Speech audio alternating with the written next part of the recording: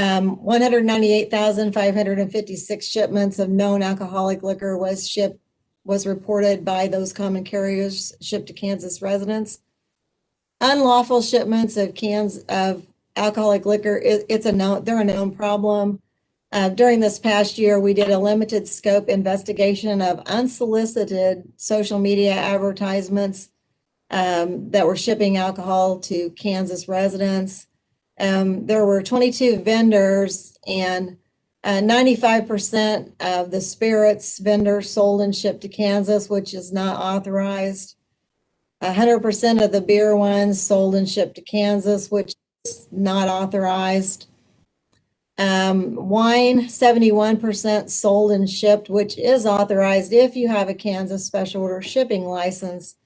However, of those shipments, only 2 orders were clearly marked, requiring the signature of a person aged 21 or older.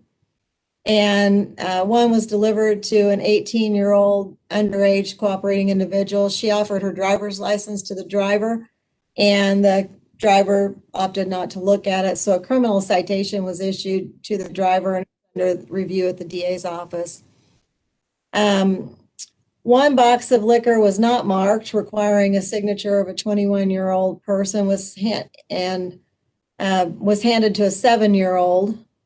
Others were unmarked deliveries were recovered by minors aged 18, 11, and 7.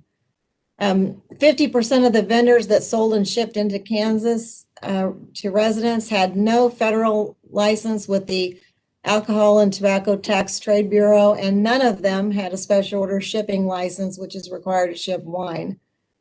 Just in summary, it's very easy to order alcoholic liquor online and gives easy access to underage individuals. Not only is that a problem, but it's a high risk for tainted or counterfeit alcoholic liquor, and that poses a health risk. ABC is issuing cease and desist letters to these unlawful shippers. And in addition to all that, there's a significant loss of tax revenues due to the state of Kansas for unpaid liquor enforcement and gallonage tax. So it's a really big problem that needs to be addressed. On to the 2020 legislative changes. House Bill 2016, the part that affected ABC was the online offering to-go drinks, as was codified Governor Kelly's executive order. They have to be able to, what they can sell for on-premise consumption, they could sell as to-go. We did have some issues with that at first. It was mainly size issues. They were selling sizes that weren't authorized, like gallon jugs, and we addressed those, and we really have not had any issues with that provision. So next, I have an ABC organizational chart for you. We do have 4 work units: administration, licensing, enforcement, and legal. We have 41 when we're fully staffed. Right now, we have 1 vacancy in the licensing unit. In 2020, 81.4% of all applications received were submitted to the ABC online. And effective this past January 1st, we have mandated that all applications must be submitted online. This helps tremendously. We have most of our staff working remotely, so managing paper mail and then scanning it out is a huge task. So we have mandated that going forward, so that should help us. I have some graphs for you coming up next on page 4, the total liquor licenses and permits. You can see in 2021 we were down 400. But we were also down 514 temporary permits, and likely related to COVID. You can see the breakdown of licenses and permits. And then cereal malt beverage licenses, as you know, are issued by the local city or county, and those licensees can sell cereal malt beverage and beer not more than 6%. So next I have a comparison chart for you of the off-premise retail liquor stores and off-premise CMB retailers. And then we have the on-premise comparison chart, so you can see the last 4 years, how that's gone. Gallonage tax, I have the rates there for you. And then I have a snapshot of revenue that's been collected by the ABC. As you can see, in fiscal year 2020, collections managed to get up just a pinch. And then the tax revenue, liquor tax revenue collected by the Division of Taxation was down just a little bit. Our enforcement program investigates services, and they provide education and enforce the liquor laws. We have 18 agents, and we're just finally, about 2 weeks ago, we're fully staffed in the enforcement right now. 18 enforcement agents, 2 enforcement supervisors, and a chief enforcement officer, and they are all certified law enforcement officers.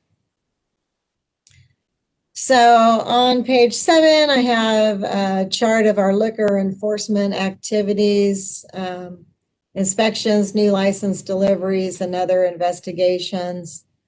Liquor licensee compliance for underage sales in 2020 was 86%. When we did that second check for recidivism, it was 93%. So the last couple of years, 2019 and 2020 were better than the previous 2 years. So the CMB, this is the first year that we have a full year of data for you with this changes in CMB and beer sales. You can see in the chart on page 8, CMB enforcement activities. We had some on-premise contact, off-premise contacts, some complaints, and then controlled buys. We did 117 of those. And the compliance rate for underage sales for CMB retailers was 94%.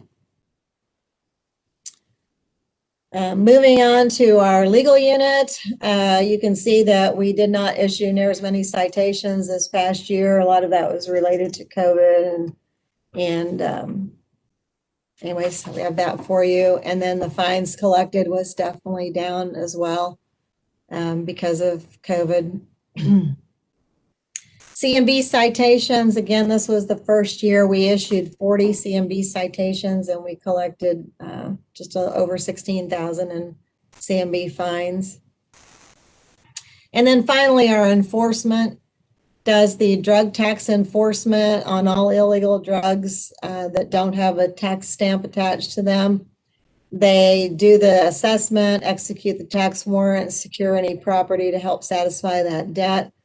The Division of Taxation is responsible for collecting the debt, and they've established a minimum of $1,000 for the tax assessments. And you can see those were definitely up in 2020 compared to the last few years.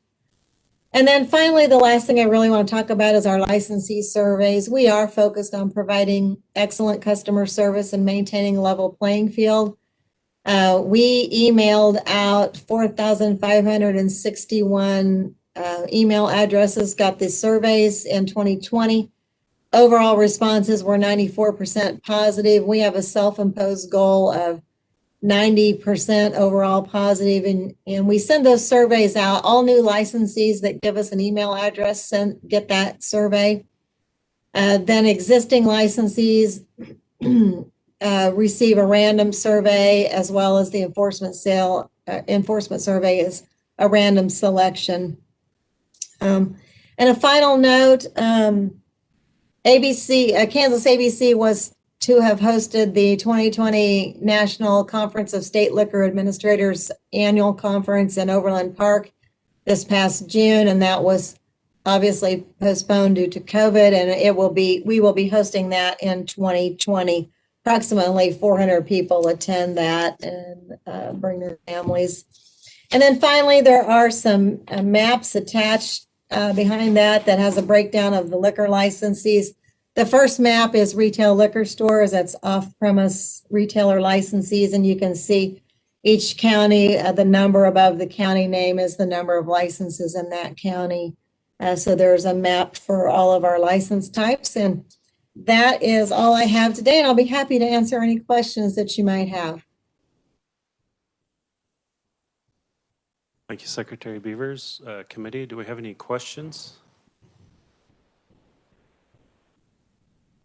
Seeing none, you did a great job of your presentation, so thank you. Mr. Chair, Secretary. Mr. Chair, Vice Chairman, I do. Senator Fosca-Doe. Thank you, Mr. Vice Chairman. Debbie, you mentioned earlier in your presentation that you would hand deliver those licenses to new owners, store owners.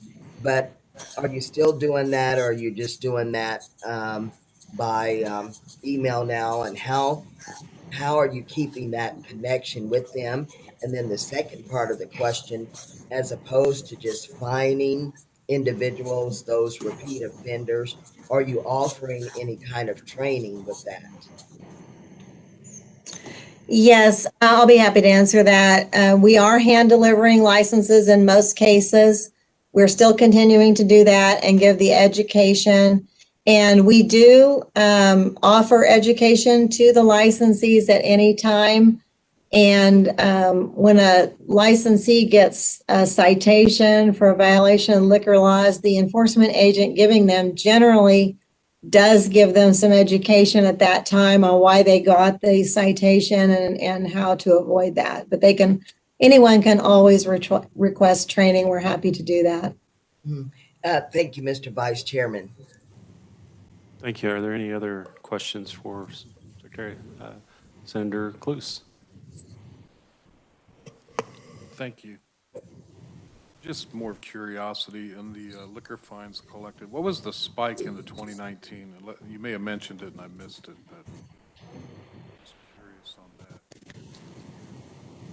I did not mention that, and I will have to look at some records and I can respond to you on that. I can send an email to the committee.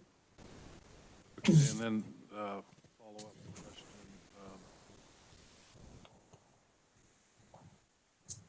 Do you see a lot of tainted or counterfeit alcohol liquor that poses a health risk that's shipped in? Is that something that's pretty normal? This is something that's very hard for us to determine because private citizens are receiving this. What I can tell you is that during the investigation, our enforcement agents were in contact with the state where these were shipped from, and a lot of the shippers had no state license in addition to no federal license. Some of them were in just in like storage units and not temperature controlled. So there is a potential for it. We have not really seen it.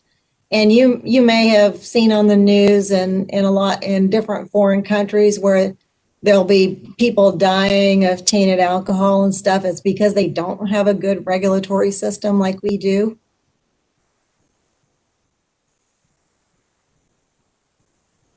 Thank you, Madam Secretary. Any other questions? Seeing none, we will move on to the next item on our agenda.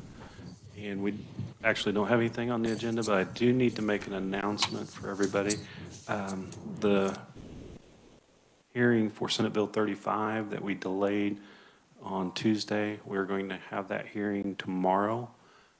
So Senate Bill 35, we will have that hearing tomorrow. Do we have anything else to come before the committee? Seeing nothing, we are adjourned. Thank you, everybody. Thank you.